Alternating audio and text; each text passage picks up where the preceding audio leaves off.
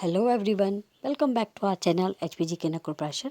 आज मैं आप लोगों के लिए लास्ट ईयर का क्वेश्चन पेपर लेके आई हूँ, जिसमें हम डिस्कस करेंगे साइकोलॉजी पोर्शन। तो चलिए देखते हैं। और ये रहेगा जेबीटी एग्ज़ाम, जो कि नवंबर 2020 में हुआ था। तो चलिए देखते हैं। 8 वर्षीय विद्यार्थी की मानसिक आयु 6 वर्ष है।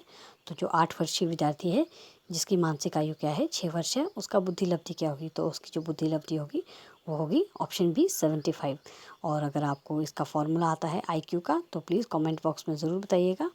नेक्स्ट क्वेश्चन है, सबसे अंत में विकसित होने वाला व्यक्तित्व ये कौन सा है? ये है परा अहम। और जो मनोविश्लेषण का वाद का सिद्धांत है वो दिया है सिगमंड फ्रायड ने। तो आप याद रखेंगे कि सबसे अंत में विकसित होने वाला व्यक्तित्व कौन सा होता है? ये होता है परा अहम।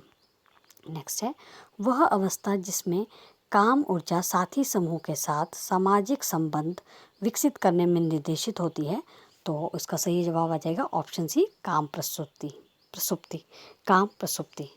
नेक्स्ट है, व्यक्तिगत मानकों के आधार पर नैतिकता का निर्धारण किया जाता है। तो ये किया जाता है, और इसका सही जवाब है ऑप्शन ए, उत्तर पारंपरिक स्तर में। और जो नैतिकता पर सबसे ज़्यादा जोर दिया था कोहलरबर्ग ने। और इसमें अगर व्यक्तित्व मानक के स्थान पर अगर सामाजिक मानक होता, तो यहाँ पर ऑप्शन जो है ये बी हो जाता। लेकिन जो हमारा क्वेश्चन पूछा गया है इन्होंने, कि व्यक्तिगत मानकों के आधार पर नैतिकता का निर्धारण किया जाता है, तो कि ये किया जाता है ऑप्शन ए सही होगा, उत्तर पारंपरिक स्तर में। एक विषय पर विविध विचार उत्पन्न करने की क्षमता, तो ये कहलाती है सृजनात्मकता, ऑप्शन सी। उद्दीपन प्रतिस्थापन सिद्धांत किसने दिया? तो ये दिया थॉर्नडाइक ने। नेक्स्ट क्वेश्चन, अनाथालयों में पलने वाले बालकों का कम बुद्धि लब्धि का प्रमुख कारण क्या है? तो ये हो जाएगा सही ऑप्शन ए, वंचित वातावरण। नेक्स्ट है, प्रारंभिक विद्यार्थियों के लिए एरिक्सन का मुख्य विकासात्मक कार्य है। तो ये है आपका ज्ञान, ऑप्शन है ज्ञान और कौशल अर्जन। ये जो निशान लगे हुए हैं इन पे आप ध्यान न दीजिए, क्योंकि एग्ज़ाम में हम कई बार गलत भी ऑप्शन टिक कर लेते हैं। तो चलिए आगे देखते हैं। एक विज्ञान के रूप में शिक्षा मनोविज्ञान बल देता है। तो ये देता है ऑप्शन सी, आंतरिक कारकों पर।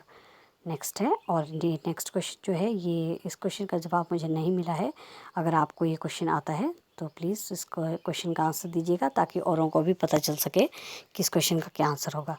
जनसंख्या में 130 से अधिक बुद्धि लब्धि वाले व्यक्तियों का प्रतिशत लगभग डैश होगा।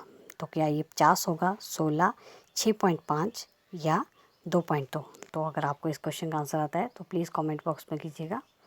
नेक्स्ट है, विकास की प्रथम अवस्था, तो ये है जन्म पूर्व, ऑप्शन बी। आर्थिक स्मृति सिमेंटिक मेमोरी मुख्यतः संबंधित है। तो ये संबंधित है सामान्य ज्ञान से। नेक्स्ट है, मानसिक आयु संप्रदाय दिया, ये दिया बिने द्वारा, ऑप्शन सी। बहुआयामी योग्यता है। तो इसका सही जवाब हो जाएगा बुद्धि।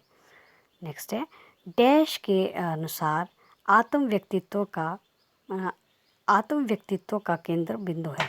तो मानवतावाद के अनुसार जो है आत्म व्यक्तित्व का केंद्र बिंदु है। नेक्स्ट है, वास्तविक स्मृति में याद किया जाता है। तो इसमें सक्रिय रूप से याद किया जाता है। नेक्स्ट है, आर्मी अल्फा और बीटा किस प्रकार के परीक्षण हैं? तो ये हैं सामूहिक बुद्धि परीक्षण। नेक्स्ट क्वेश्चन, फ्रायड के अनुसार मूल मानव प्रेरणा है। तो लिंग जो है फ्रायड के अनुसार मूल मानव प्रेरणा है। नेक्स्ट है, मंगोलियन में आमतौर पर 46 गुणसूत्र की जगह कितने गुणसूत्र होते हैं? तो ये होते हैं 47। तो आप याद रखेंगे। नेक्स्ट क्वेश्चन, डैश ने 7 आधारभूत मानसिक योग्यताएं बताई हैं जो बुद्धि में सम्मिलित हैं। तो इसका सही जवाब हो जाएगा थर्स्टन ने 7 आधारभूत मानसिक योग्यताएं बताई है जो बुद्धि में सम्मिलित हैं। नेक्स्ट क्वेश्चन देखते हैं, अवधान का विस्तार डैश है। तो अवधान का जो विस्तार है ये असीमित है। नेक्स्ट क्वेश्चन, पुनः प्राप्ति डैश में समाहित एक प्रक्रिया है। तो पुनः प्राप्ति जो है ये स्मृति में समाहित एक प्रक्रिया है। नेक्स्ट क्वेश्चन, WISC द्वारा जो है डैश बुद्धि का मापन किया जाता है। तो WISC द्वारा बालकों की बुद्धि का मापन किया जाता है। नेक्स्ट है, डैश ने सामाजिक संघर्ष के समाधान के आधार पर व्यक्तित्व विकास की अवस्थाओं का वर्गीकरण किया है। तो इसका सही जवाब आ जाएगा ऑप्शन बी, एरिक्सन। नेक्स्ट है, सूचना प्रक्रमण के लिए कुछ सूचनाओं को चयनित कर अन्य को परिधि में धकेलने की प्रक्रिया, तो ये है, इसका सही जवाब हो जाएगा ऑप्शन सी, अवधान।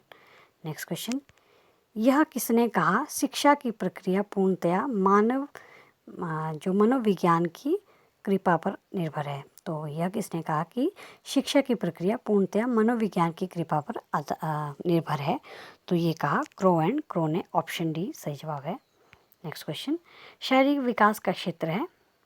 तो शारीरिक विकास का क्षेत्र स्नायु मंडल, मांसपेशियों की वृद्धि, अंतःस्रावी ग्रंथियाँ, ये सभी है। नेक्स्ट है, सशक्त अभिप्रेरणा सीखने का प्रभावशाली घटक है।